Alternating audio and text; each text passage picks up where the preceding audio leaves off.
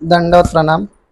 सर्वज्ञ श्री चक्रधर स्वामी अवतार दिन आपल्याला साजरा करावायचा आहे। शासनाने शासन निर्णय निर्गमित केलेला आहे की शासकीय कार्यालयाच्या प्रत्येक कार्यालयामध्ये, संस्थांमध्ये, ग्रामपंचायत, नगरपालिका जे शासकीय उपक्रम राबवणारे जे काही संस्था असेल त्या ठिकाणी भगवान श्री चक्रधर स्वामी यांचा अवतार दिन साजरा करण्याबाबत शासन निर्णय घेतलेला आहे। परंतु बरेच जणांच्या मनामध्ये असा प्रश्नचिन्ह निर्माण झालेला आहे की हा अवतार दिन साजरा कसा का करायचा। कारण शासकीय कार्यालयामध्ये थोर पुरुषांच्या जयंत्या साजरा करतात, त्यामुळे त्यांच्याबद्दल त्या लोकांना माहिती आहे ते कसे साजरे करायचे। आता शासन निर्णयामध्ये नमूद केलं आहे की भगवान श्री चक्रधर स्वामी यांच्या प्रतिमेला पुष्पहार अर्पण करायचा, परंतु महानुभाव पंथामध्ये एखाद्या प्रतिमेचं पूजन केलेलं जात नाही, प्रतिमा पूजत नाही।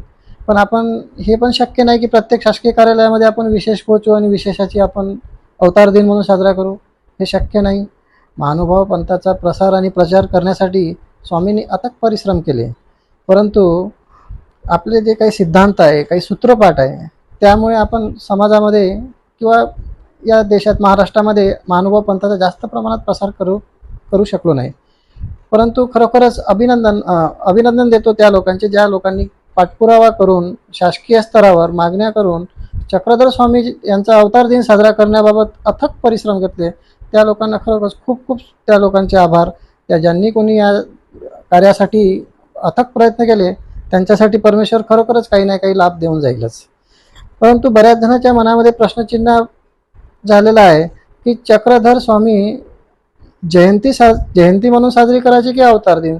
जयंती ही थोर पुरुषांची साजरी केली जाते, परंतु चक्रधर स्वामी हे जे आपण जयंती नाही, ते थोर पुरुष नाही तर ते आपले दैवत होते, ईश्वर होते, त्यामुळे त्यांचा आपण अवतार दिन साजरा करणार आहोत। तर प्रत्येक कार्यालयामध्ये आपापल्या जे कोणत्या कार्यालयामध्ये जर महानुभावपंथीय उपदेशी मंडळी असेल तर त्यांनी त्यामध्ये सहभाग घ्यावा, किंवा खेडोपाडी ग्रामपंचायत स्तरावरील जे उपदेशी मंडळ असतील त्यांनी स्वतःहून पुढाकार घेऊन सदर कार्यक्रमामध्ये सहभाग घ्यावा। आणि ज्या ठिकाणी तर अन्य लोकांना तर या बाबतीत माहीत नाही काय करायचं, काय करायला पाहिजे, काय करू नये। बऱ्याच लोकांच्या मनात गैरसमज आहे। महानुभाव पंथ म्हणजे इतर देवदेवतेला न मानणारे, इतर देवदेवतेची पूजा न करणारे, ते त्यांना आपल्याला महानुभाव पंथांना एक काळे देव म्हणून अशी एक लोकांमध्ये समज आहे। तर आपल्याला स्वतःहून ही जी संधी मिळालेली आहे, एकांतातून लोकांतात जाण्याची जी संधी मिळाली आहे, त्यामध्ये जसे स्वामी एकांतातून लोकांतात आले त्याप्रमाणे आपण सगळे अनुयायी आहे, महानुभावपंथी आहे, उपदेशी मंडळी आहे। सगळ्या लोकांनी प्रत्येक कार्यालयामध्ये ज्यांच्या जवळजवळ कार्यालय असेल तिथे जाऊन त्या ठिकाणी या कार्यक्रमाचे त्यांनी चक्रधर स्वामीविषयी त्यांची लीळा म्हणण्यापेक्षा एकदम खूप भाषण वगैरे किंवा पूर्ण लीळा चरित्र ग्रंथ सांगण्याची आवश्यकता नाही। परंतु चक्रधर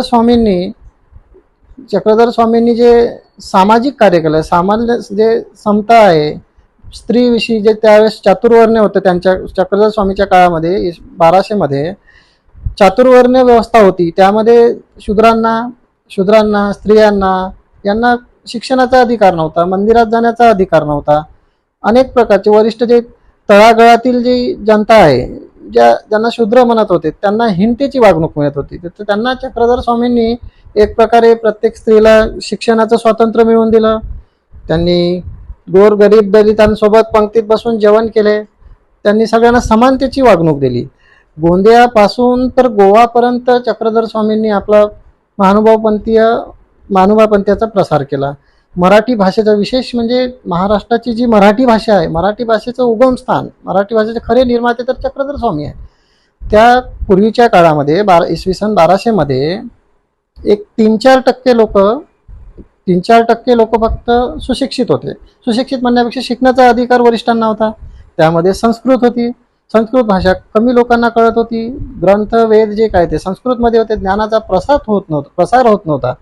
त्या काळामध्ये स्वामींनी आपल्या ज्ञानाचा प्रसार मराठी भाषेमधून, सकल भाषेमधून, जे स्थानिक लोकांना समजेल अशा भाषेमधून ज्ञानाचा प्रसार केला।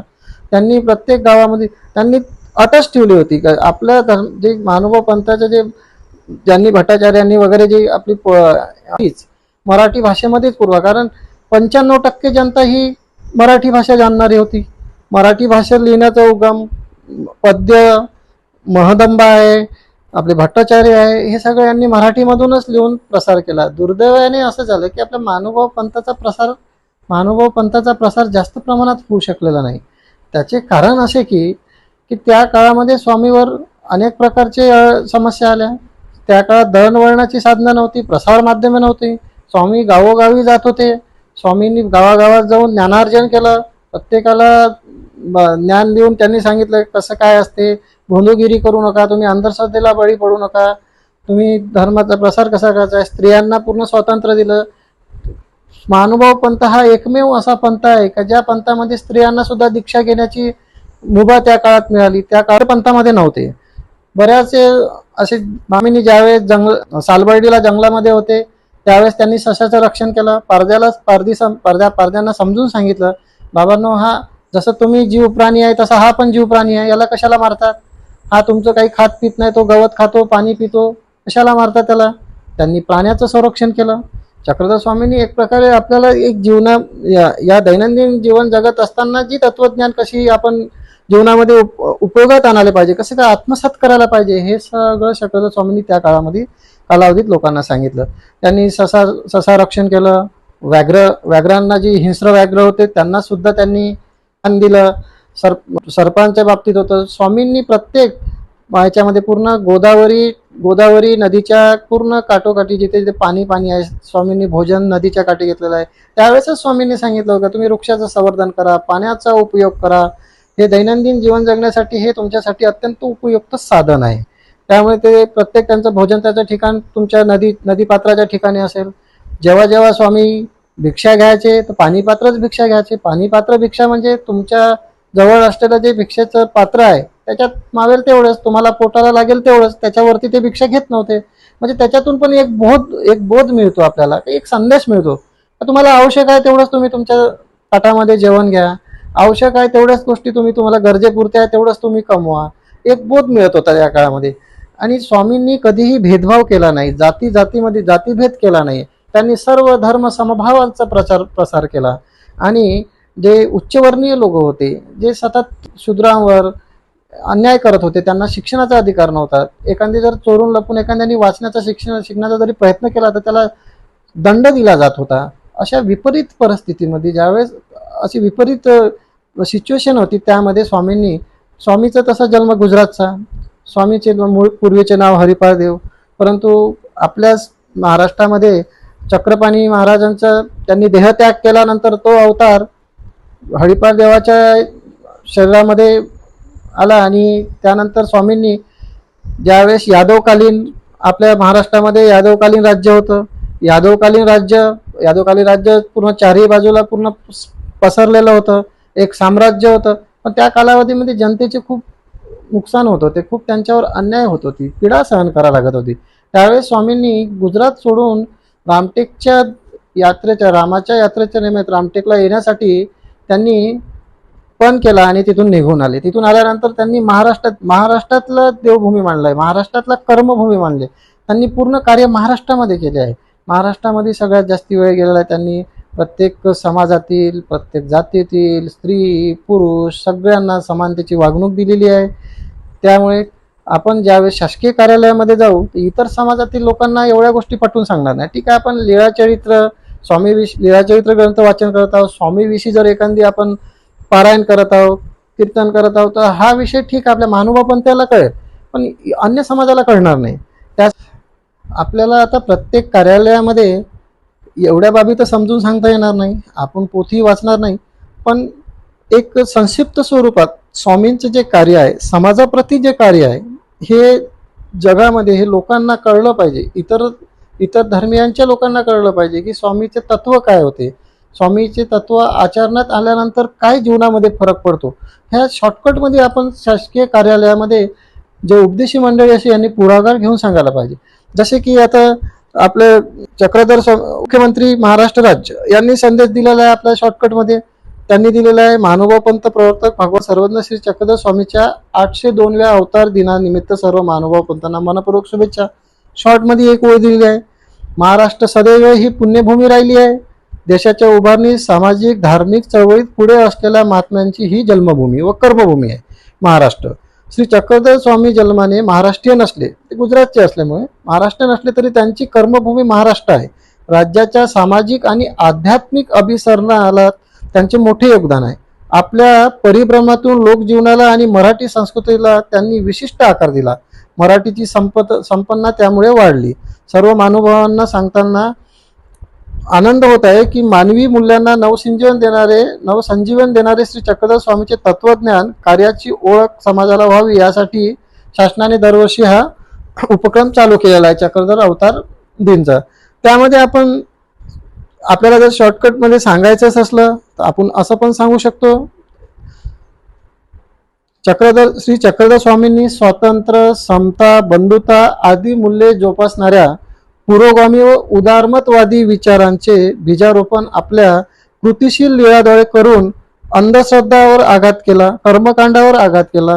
सोबतच वैज्ञानिक दृष्टिकोन जोपासला, स्त्री पुरुष समानता असावी असा समाजवादही रुजवला. त्यामुळे श्री चक्रधर स्वामी हे सामाजिक क्रांतीचे आद्य प्रणेते ठरतात. शॉर्टकटमध्ये आलं सगळं. त्यांनी स्वातंत्र्य दिलं आहे, समताची वागणूक दिली आहे, बंधुता दिलेली आहे, जे आपल्या संविधानामध्ये सुद्धा ही मूल्य आलेली आहे. ती चक्रधर स्वामींनी 1200 मध्ये लोकांना तत्वज्ञानामध्ये द्वारे सांगितले होते. त्यावेळेस स्वामींनी महानुभाव संप्रदायात चक्रधर स्वामीचा विचार वसा पुढे नेत संप्रदायातील जे पुरुष आणि स्त्रियांनी मिळून खऱ्या अर्थाने परिवर्तन केले आहे.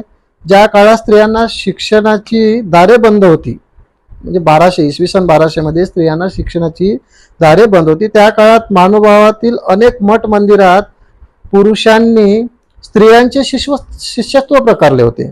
ही बाब इतर संप्रदायात पाहायला मिळत नाही.